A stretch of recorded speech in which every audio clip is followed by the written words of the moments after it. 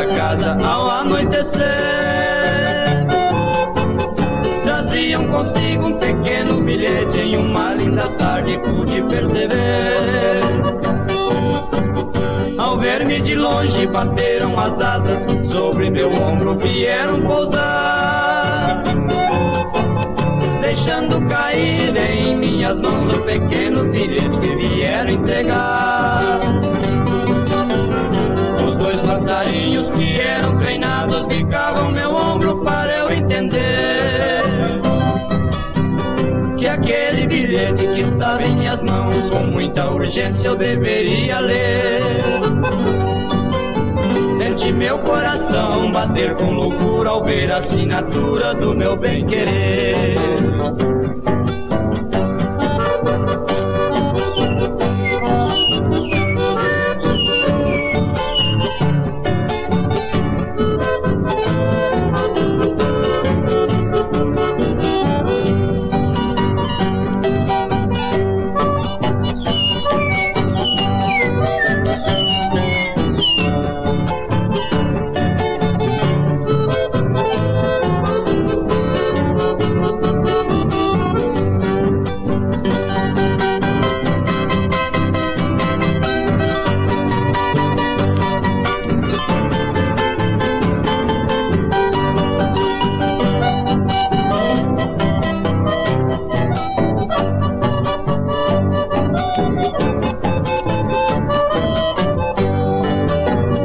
Aquela que um dia deixei tão distante, com imensa saudade vive a reclamar.